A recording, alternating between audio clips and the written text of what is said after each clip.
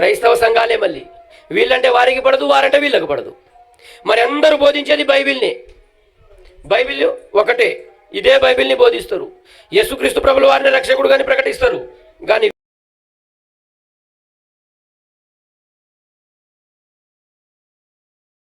చాలా లోపం ఉందండి. ఆ లోపం మనము సరిచేసుకుంటేనే మనము అన్యజనాంగానికి కానీ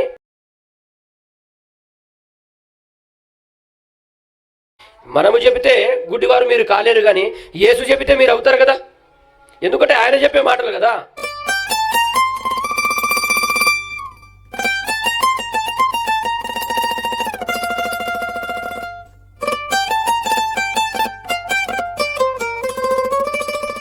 మొదటగా మనల్ని కని పెంచి పోషించిన దేవాది దేవునికి వేవేలా స్తుతులు స్తోత్రాలు. అదే విధముగా ఆ దేవాది దేవుని మాటలు వినాలి, ఆ మాట అనుసారంగా జీవించాలి అని కూడొచ్చిన మీకు అందరికి కూడా ఆ యేసుక్రీస్తు ప్రభుల యొక్క శ్రేష్టమైన ఉన్నతమైన నామంలోనే నా శుభాభివందనములు. అందరు బాగున్నారా? అందరు బాగున్నారా? ఓకే, చాలా సంతోషం. ఆ దేవుని కృపను బట్టి మనం అందరం బాగున్నాం. కాబట్టి ఆ దేవాది దేవుని మాటలు మాట్లాడుకుందాం. మొదటగా ఆ దేవుడు ఈరోజు ఇక్కడ ఈ ప్రార్థన పెట్టాలనే ఆలోచన రాంబాబు అన్నది, దాంతోపాటు ఇక్కడ కూడొచ్చిన మీ అందరిది అని చాలామంది అనుకుంటుంటారు. కానీ ఇది మన ఆలోచన కాదు. రాంబాబు అన్నలో కానీ ఇక్కడ వచ్చిన సేవకుల్లో కానీ వచ్చే ఆలోచన పుట్టించింది మాత్రం దేవాది దేవుడు. ఇది జగత్ పునాది వేయబడక మునిపే దేవుడు నిర్ణయించిన దినము అని నేను నమ్ముతున్నాను.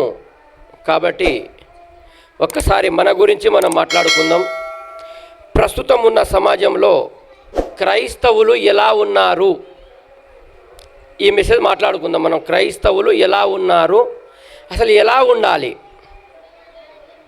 ఒకసారి ఒక వచనం నాకు చదివి వినిపిస్తే ఆ మాటను మాట్లాడుకొని మనం ముందుకెళ్ళిపోదాం. సామెతలు 30వ అధ్యాయము 12వ వచనము. క్రైస్తవుల గురించి మనం మాట్లాడుకుందాం, ఎందుకంటే మనం క్రైస్తవులమే కదా. 12వ వచనం, 30వ అధ్యాయము 12వ వచనం, పేజీ నెంబర్ 553. తమ దృష్టికి తాము శుద్ధులై తమ మాలిన్యము నుండి కడగబడని వారి తరము ఒకటి కలదు అంటున్నాడు సొలొమోను గారు. ఇక్కడ ఏమంటున్నాడంటే తమ దృష్టికి తాము శుద్ధులట. వింటున్నారా? ఇక్కడ కూర్చున్న వారి గురించి నేను మాట్లాడుతున్నా. మనము క్రైస్తవులము కాబట్టి నేను మాట్లాడుతున్నా. ప్రస్తుతం ఉన్న ప్రపంచంలో క్రైస్తవులు ఎలా ఉన్నారంటే తమ దృష్టికి తాము శుద్ధులని, మేమే శుద్ధులమని వారంతట వారే శుద్ధులైపోతున్నారు. కానీ ఎవరి దృష్టికి శుద్ధులు ఉండాలి మనము? అర్థం కావట్లేదు, మీరు సమాధానం చెప్పాలి. అక్కడ వచనం ఏం చెప్తున్నది? ప్రస్తుతం ఉన్న సమాజం ఎలా ఉన్నది? తమ దృష్టికి తాము పరిశుద్ధులుగా ఉన్నారట, కానీ దేవుని దృష్టికి శుద్ధులుగా ఉన్నామా మనం? బైబిల్లో ఉన్న వచనాలు వాళ్ళు ఎలా ఉన్నారో మనకొద్దు, కానీ మనం ఎలా ఉన్నాం? తమ దృష్టికి తాము శుద్ధులై అంటే తమ దృష్టికి తాము ఆల్రెడీ శుద్ధులమన్నట్టుగా వారికి వారే ఫిక్స్ అయిపోయినారు. కానీ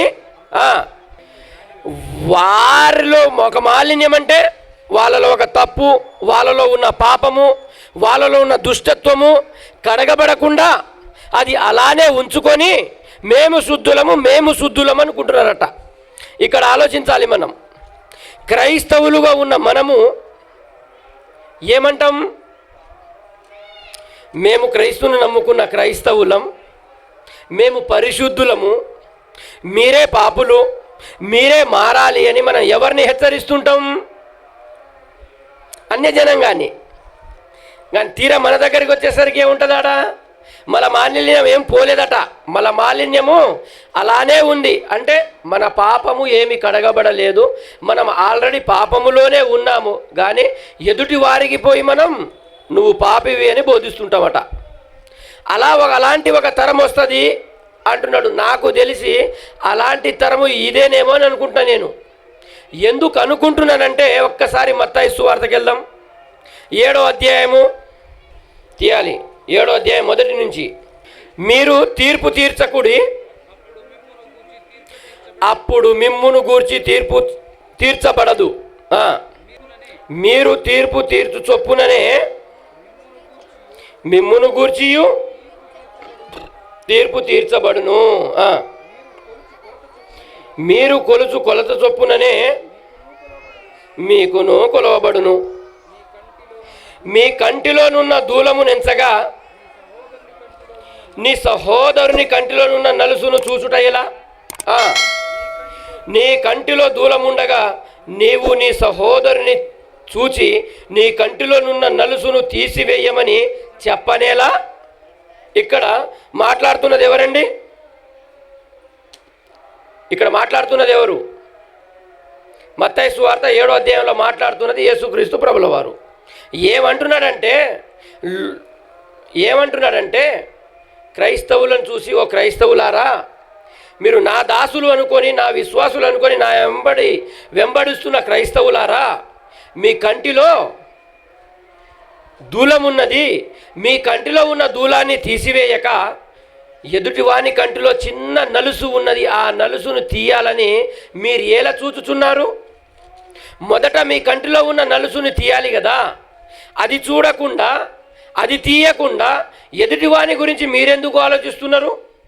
మొదట మిమ్మల్ని మీరు సరి చేసుకుంటేనే కదా మీ కంటిలో ఉన్న దూలాన్ని తీసివేస్తేనే ఎదుటివాని కంటిలో ఉన్న నలుసు మీకు కనబడుతుంది కదా అని అంటున్నారు. దాని కిందకు పోతే, ఓ వేషధారి, మొదట నీ కంటిలోనున్న దూలమును తీసుకొనుము, అప్పుడు నీ సహోదరుని కంటిలోనున్న నలుసును తీసివేయుటకు నీకు తేటగా కనబడును అంటున్నాడు. అంటే మన కంటిలో దూలముంటే మన కన్ను సరిగా కనబడుతుందా?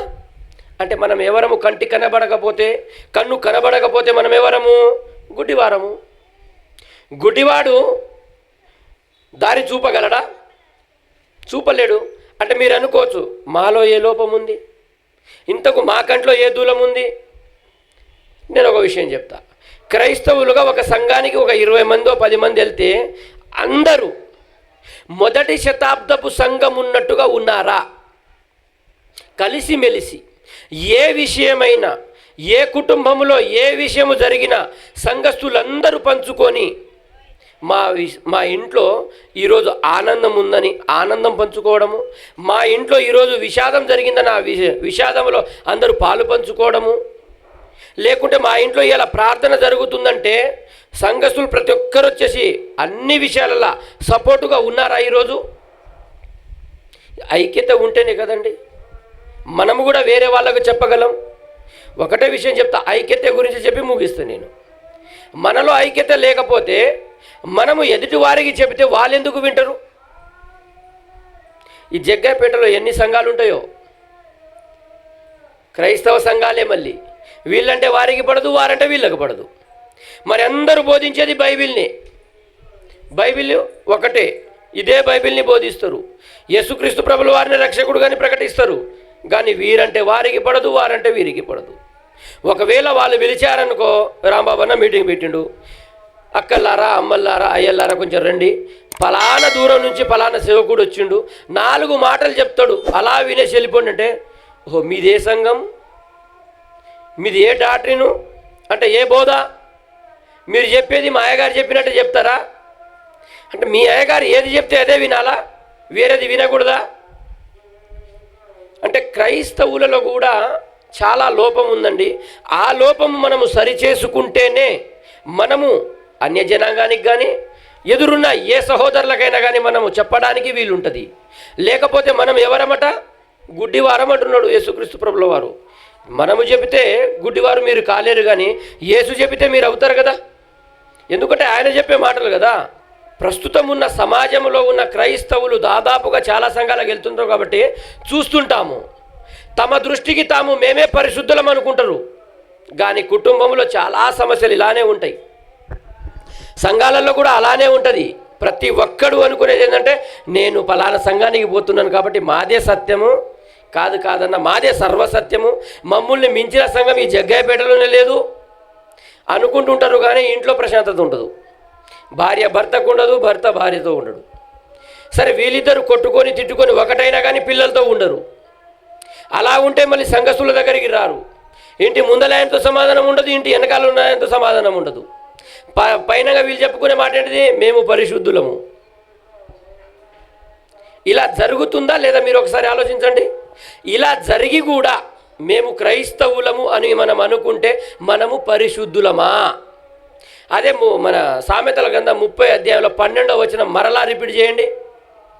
ఏమంటుందో ఆ వచనము? తమ దృష్టికి తాము శుద్ధులై, అంటే ఆల్రెడీ వాళ్ళు ఫిక్స్ అయిపోయారు మేము శుద్ధులమని.